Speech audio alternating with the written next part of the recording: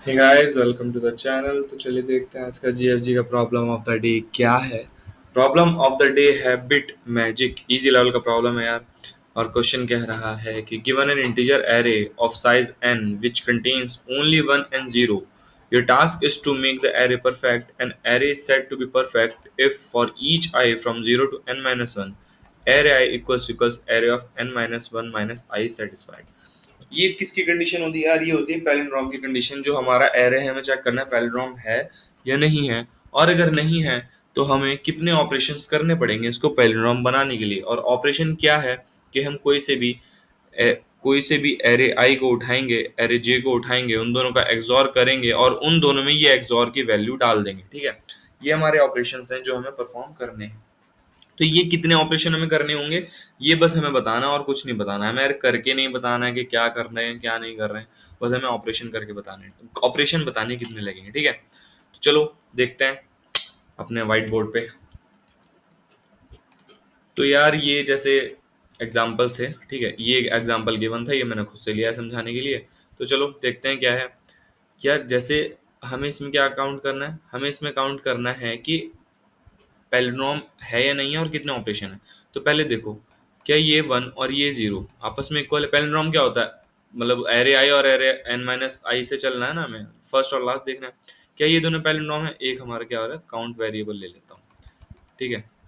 ये क्या है, मैंने यार एक्सॉर टेबल लिखी हुई है कि 0 1 का एक्सॉर 1 होता है, 1 0 का एक्सॉर 1 होता है, 0 0 का 0 और 1 1 का 0। बड़ा सिंपल सी चीज़ है, अगर सेम नंबर्स का एक्सॉर करें तो 0 हो जाएगा और डिफरेंट नंबर का एक्सॉर करें तो 1 हो जाएगा।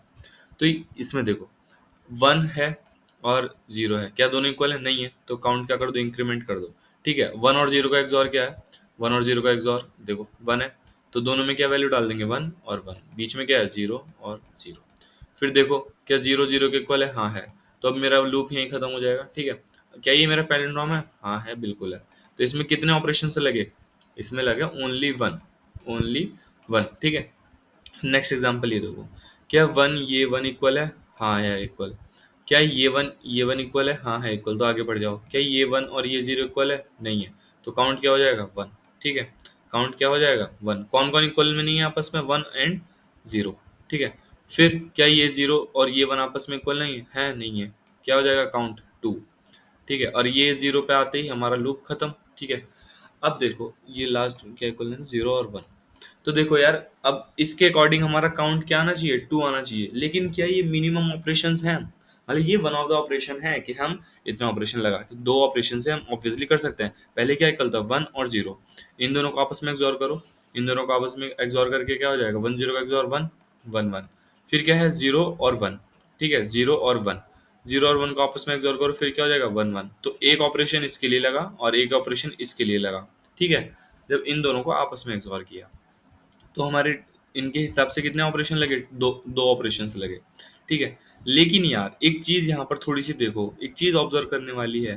वो क्या, कि हमारे पूरे एरे में सिर्फ 0 और 1 है, सिर्फ 0 और 1 है, ठीक है। पूरे एरे में क्या है, सिर्फ 0 एंड 1 है। अगर कोई चीज हमारी अनइक्वल होगी तो वो क्या लाएगी, 0 और 1 लाएगी। मान लो पहली काउंट जो हमारा, मान लो काउंट 1 हुआ तो मतलब क्या है, 0 और 1 अनइक्वल होंगे। फिर अगर मेरा काउंट 2 है तो या तो 0 1 इक्वल होंगे या 1 0 इक्वल होंगे, अनइक्वल होंगे, सॉरी।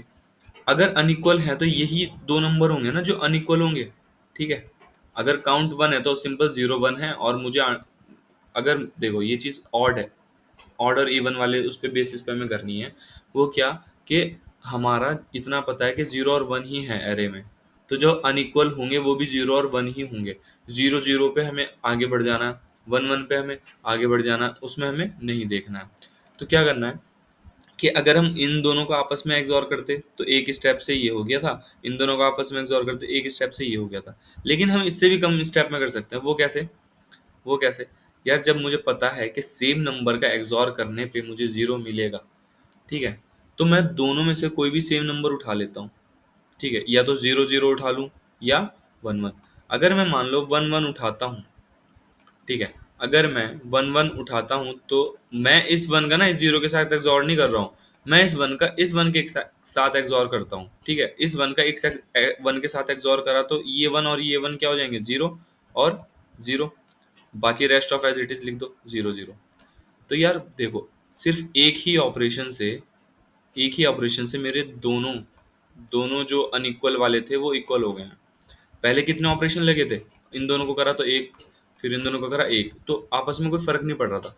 लेकिन जब हमने क्रॉस ब्रीडिंग करवाई, मतलब क्रॉस ब्रीडिंग नहीं, हाँ कह लो काइंड ऑफ, जब हमने जब एक वन का मतलब पेयर में ही आया होगा ना, ये जो पेयर वाली बात में कर रहा था वो इसलिए कर रहा था कि लाइक जीरो वन का एक पेयर बना होगा, वन जीरो का एक पेयर बना होगा, तो वन वन तो दोनों में होगा ना, अनइक्वल है तो। ऐसा तो नहीं आया होगा जीरो जीरो आया होगा, वन वन आया होगा, ऐसा तो बिल्कुल नहीं हुआ होगा। ऐसा हो ही नहीं सकता, क्योंकि ये तो हमारे इक्वल्स वाली चीज है। अगर जीरो वन वन पे हमने स्किप करा, जीरो जीरो पे हमने स्किप करा, ठीक है, तो पेयर में अगर कोई चीज आई है तो ऐसी आई होगी ना, जीरो वन और वन जीरो, तो वन वन को एक्सऑर करा देंगे तो दोनों के लिए हो जाएगा। तो मतलब कोई भी अगर दो पेयर मेरा आ रहा है उसको मैं कितने स्टेप में कर सकता हूँ, एक स्टेप में कर सकता हूँ। मतलब दो अगर हैं तो उनको कितने स्टेप में, एक स्टेप में।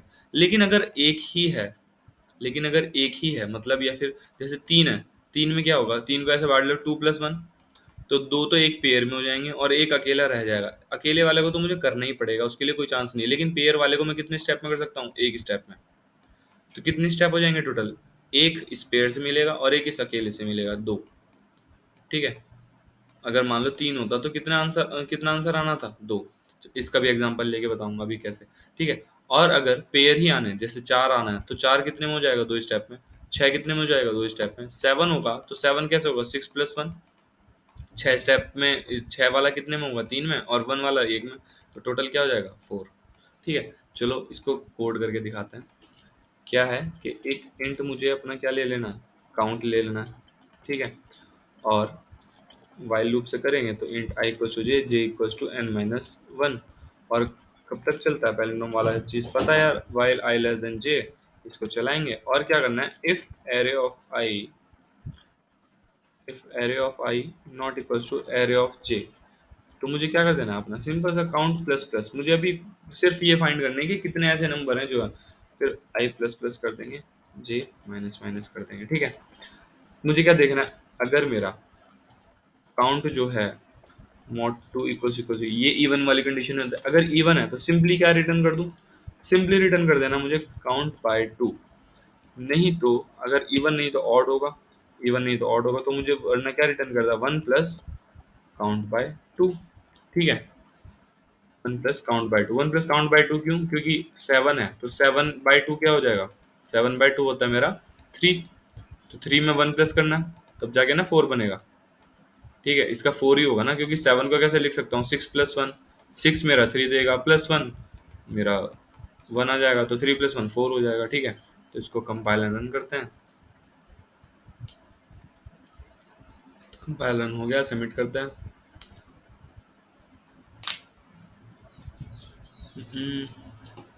क्या हुआ, कहाँ एरर दे गया,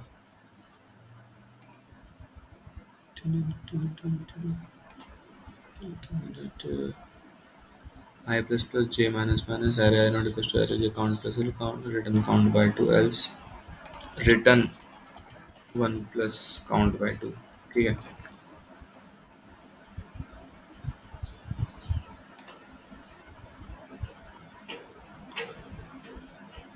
तो यार ये सबमिट हो गया है सक्सेसफुली। चलिए, होपफुली आपको वीडियो समझ आई हो। If in case you understand the video please make sure to subscribe the channel. तो चलिए इसी के साथ यहाँ पर रैप अप करते हैं। Thank you.